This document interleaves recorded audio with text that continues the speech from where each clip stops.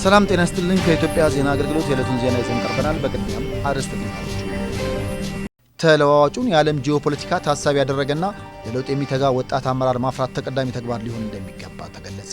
ሀገራዊ ለውጡ ብሔር ብሔረሰቦችና ሕዝቦች እኩል የሚሳተፉበት አካታች የፖለቲካ ስርዓት መገንባቱ ተገለጸ። መንግስት የቅርሶች እድሳት ታሪካዊ ይዘታቸውን ጠብቀው እንዲከናወኑ በጥናት ላይ የተመሰረቱ ስራዎችን እያከናወነ ይገኛል። የኢትዮጵያና እስራኤል የንግድና ኢንቨስትመንት ትብብር ከፍተኛ እድገት እያስመዘገበ መሆኑ ተጠቆመ። ሐረር ከተማ የሚመጡ እንግዶችን ተቀብለው ለማስተናገድ መዘጋጀታቸውን የክልሉ ወጣቶች ተናገሩ። ዜናውን በዝርዝር እንመለከታለን። ከዜናዎቹ ጋር ሀብታሙ አክሊሉ ነኝ። አብራችሁን ቆዩ።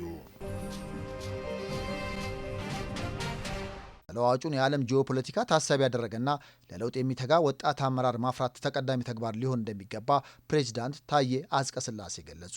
የፓን አፍሪካ ወጣቶች አመራር ጉባኤ በአዲስ አበባ አድዋ መታሰቢያ ሙዚየም መካሄድ ጀምረዋል። በጉባኤው ላይ በክብር እንግድነት የተገኙት ፕሬዚዳንት ታዬ አጽቀሥላሴ በዚሁ ጊዜ እንዳሉት አፍሪካ ራሷን ከቅኝ ግዛት ለማላቀቅ ለነጻነትና ለእኩልነት ታግላለች። ይህ ትግል በታላላቅ የአፍሪካ መሪዎች ውጤት ማምጣቱን ገልጸው ለአፍሪካ ህብረት መመስረትም መነሻ እንደነበር አስታውሰዋል። የአፍሪካ አባቶች ለነጻነትና ለእኩልነት የከፈሉትን ዋጋ ወጣቱ በጥበብና በእውቀት ላይ የተመሰረተ ልማትና ሰላም በማስመዝገብ ሊደግመው ይገባል ነው ያሉት። ስራ አጥነት፣ የአየር ንብረት ለውጥና የፖለቲካ አለመረጋጋትን ለመፍታት ወጣቶች በእውቀትና በጥበብ የታገዘ መፍትሄ መስጠት እንዳለባቸው ነው ያስገነዘቡት። ወጣት አመራሮች ተለዋዋጭ ለሆነው የዓለም ጂኦፖለቲካ የሚመጥን ሀሳብ ማፍለቅና ውሳኔ መስጠት እንደሚጠበቅባቸውም ጠቅሰዋል። ለአፍሪካ የሚያስፈልጋት ትብብርና በጋራ መስራት መሆኑን ጠቅሰው በዚህ ረገድ የጠቅላይ ሚኒስትር ዶክተር አብይ አህመድ የመደመር እሳቤን ተግባራዊ ማድረግ ውጤታማ ያደርጋል ብለዋል። የሴቶችና ማህበራዊ ጉዳይ ሚኒስትር ዶክተር ኤርጎጌ ተስፋዬ በበኩላቸው በአህጉሪቷ የሚገኙ ወጣቶች ቁጥር እየጨመረ በመምጣቱ ይህን ኃይል ለልማትና ለሰላም መጠቀም የበለጸገች አፍሪካን እውን ለማድረግ ወሳኝ ነው ብለዋል። በአህጉሪቷ ስራ አጥነት፣ የአየር ንብረት ለውጥና የፖለቲካ አለመረጋጋት ወጣቱ ለአፍሪካ ልማትና እድገት በሚፈለገው ልክ አስተዋጽኦ እንዳያደርግ ምክንያት መሆናቸውን ገልጸዋል። የአፍሪካ ህብረት እንደ አውሮፓውያን ዘመን አቆጣጠር በ2063 የተባበረችና የበለጸገች አፍሪካን እውን ለማድረግ የያዘው እቅድ እንዲሳካ ወጣት አመራሮች ከፍተኛ ኃላፊነት እንደሚጠበቅባቸውም አስገንዝበዋል። አገራዊ ለውጡ ብሔር ብሔረሰቦችና ህዝቦች እኩል የሚሳተፉበት አካታች የፖለቲካ ስርዓት መገንባቱን የፌዴሬሽን ምክር ቤት አፈ ጉባኤ አገኘሁ ተሻገር ገለጹ።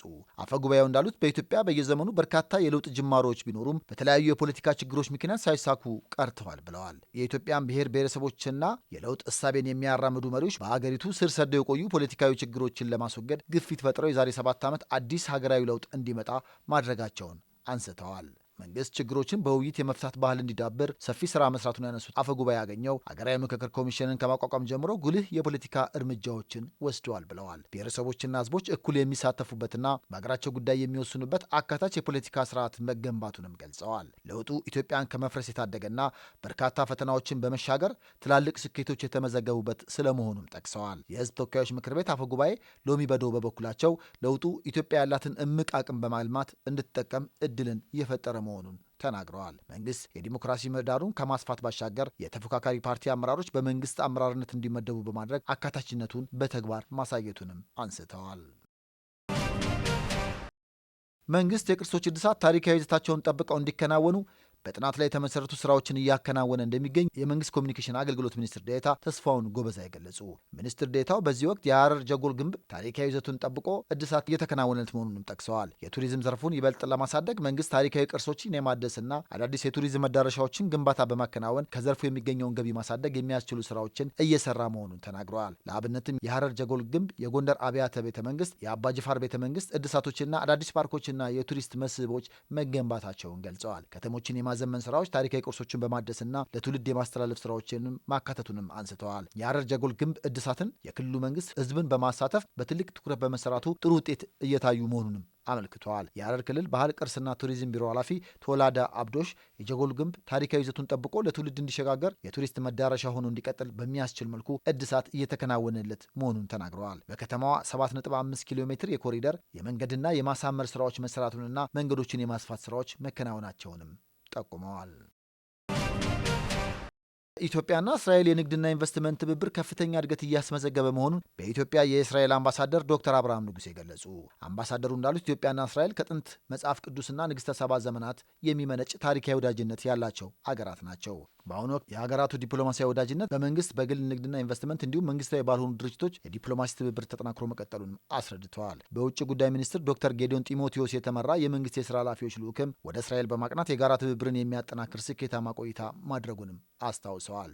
በንግድና ኢንቨስትመንት መስክም ከ122 ያላነሱ የእስራኤል ኩባንያዎች በኢትዮጵያ ከፍተኛ መዋለ ንዋይ ፈሰስ እያደረጉ እንደሚገኙ አብራርተዋል። ኢትዮጵያም የልማት አጋዥ የሆኑ የቴክኖሎጂ ምርቶችን ከእስራኤል እንደምታስገባ ጠቅሰው የሀገራቱ የንግድና ኢንቨስትመንት ትብብራቸው ከፍተኛ እድገት እያስመዘገበ መሆኑን ገልጸዋል። ለኢትዮ እስራኤል ሁለንተናዊ ትብብር በሁለቱ ሀገራት የሚኖሩ ቤተ እስራኤላውያን ህያው ድልድይ ሆነው እያገለገሉ መሆኑን ገልጸዋል። የኢትዮጵያ አየር መንገድ በቀን ከ2 ጊዜ በላይ ወደ እስራኤል የሚያደርገው በረራ የሀገራቱን ቱሪዝም፣ ንግድና ኢንቨስትመንት በማሳለጥ የህዝብ ለህዝብ ግንኙነትን እያጠናከረ እንደሚገኝ አስረድተዋል። የዲጂታል ኢኮኖሚ ግንባታን በማጠናከር የሀገራቱን ታሪካዊ የኢኮኖሚና የማህበራዊ ግንኙነት ለማስቀጠል በቁርጠኝነት እንደሚሰሩም አረጋግጠዋል።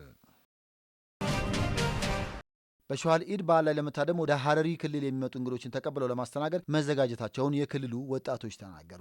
ሀረር የምትታወቅበት እንግዳ ተቀባይነት፣ ፍቅርና ወንድማማችነት እሴት ጎልቶ የሚታይባት ከተማ ናት። የሸዋል ኢድ በዓል ላይ ለመታደም የሀገር ውስጥና የውጭ ሀገራት እንግዶችን ተቀብለው ለማስተናገድም መዘጋጀቷን ወጣት ሀናን ያህያ ተናግራለች። በተለይም በዓሉ የክልሉን ባህል እሴትና የመስህብ ስፍራዎችን በስፋት የሚያስተዋውቅ በመሆኑ ዝግጅት ማድረጋቸውን ተናግራለች። በማህበራዊ ድረገጽ ላይ በርካታ ተከታዮች ያላቸው ግለሰቦች በዓሉን ለመታደም እንደሚመጡና ከእነርሱ ጋር ሆነው የክልሉን ገጽታ የሚገነቡ ተግባራትን እንደሚያከናውኑ የጠቀሰው ደግሞ ወጣት ትስቲ አፈንዲ ነው። ወጣቱም የባህል ልብሱን በመልበስና መልካም አቀባበል በማድረግ በዓሉን የማሳመር ተግባር እናከናውናለን ሲልም ተናግረዋል። በዩኔስኮ በማይዳሰስ ቅርስነት የተመዘገበው የሸዋል ኢድ በዓል አከባበር ላይ ለሚመጡ በርካታ እንግዶች እሴቶችንና ባህላችንን ለማሳየት ተዘጋጅተናል ያለው ወጣት አይመን አብዱል ሰላም ነው። በዓሉም በክልሉ የተከናወኑ የኮሪደር ልማት ስራዎችን፣ የቱሪስት መዳረሻዎችንና ሌሎች የክልሉን ገጽታ የሚያጎለብቱ ተግባራትን የምናሳይበት መልካም እድል ነው ሲሉም ገልጸዋል። ዜናው አበቃ። ሰላም ቆዩ።